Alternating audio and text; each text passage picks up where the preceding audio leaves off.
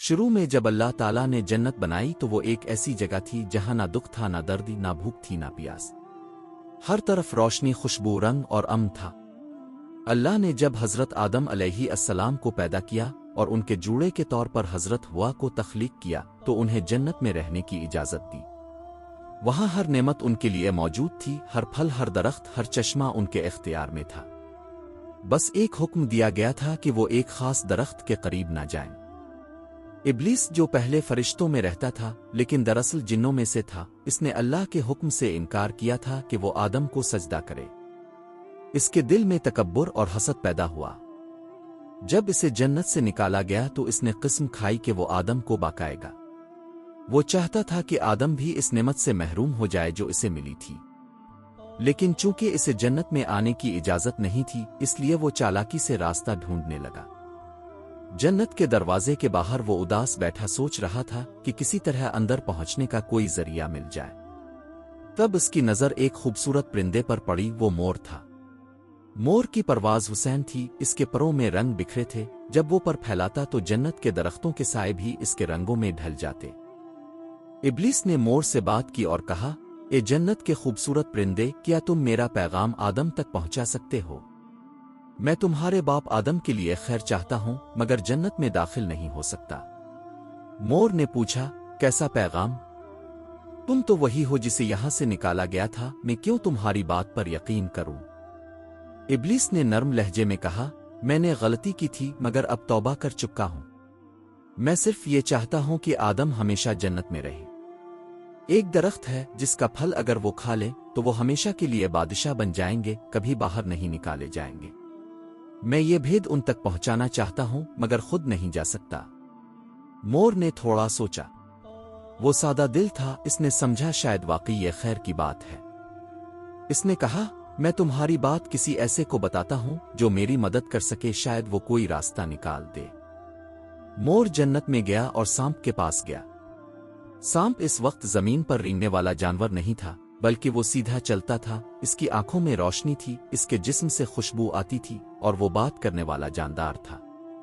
मोर ने इसे बताया, दरवाजे के बाहर एक मखलूक है जो कहती है कि वो आदम के लिए नेकी चाहती है। अगर हम उसकी बात पहुंचा दें तो शायद आदम हमेशा जन्नत में रहे। सांप ने पूछा, वो कौन है? मोर ने कहा, वो कहता है कि वो खैर खा है मगर जन्नत में दाखिल नहीं हो सकता।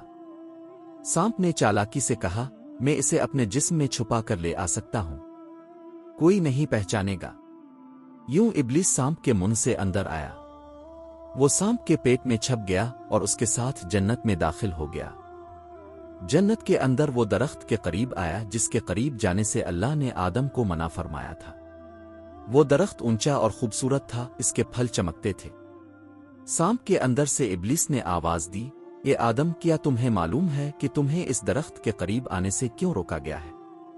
अल्लाह नहीं चाहता कि तुम हमेशा जन्नत में रहो। अगर तुम इस दरख्त का फल खा लो तो तुम्हें कभी मौत नहीं आएगी, तुम हमेशा जिंदा रहोगे।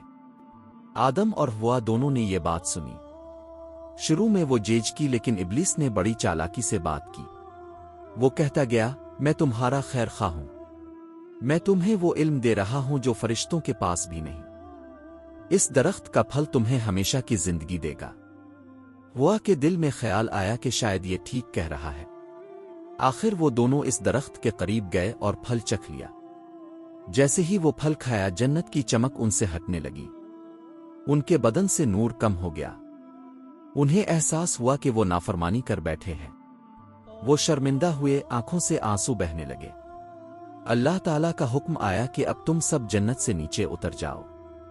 आदम, हव्वा, सांप और मोर सबको जन्नत से निकाल दिया गया। अल्लाह ताला ने फरमाया, अब जमीन तुम्हारी जाए कयाम होगी, वहां तुम रहोगे, मेहनत करोगे, आजमाइशों से गुजरोगे। फिर अल्लाह ने सांप से फरमाया, तूने मेरे दुश्मन को अपने अंदर जगह दी, अब तो जमीन पर रेंगता हुआ चलेगा, तेरी खुराक मिट्टी होगी और तुझे हर जगह नफरत से देखा जाएगा। तेरी जबान दो हिस्सों में होगी ताकि तेरी चाल हमेशा राजदार रहे। और मोर से फरमाया, तूने बगैर सोचे समझे बुराई को नेकी समझकर आगे बढ़ाया, अब तुझे अपनी खूबसूरती का बोझ उठाना होगा।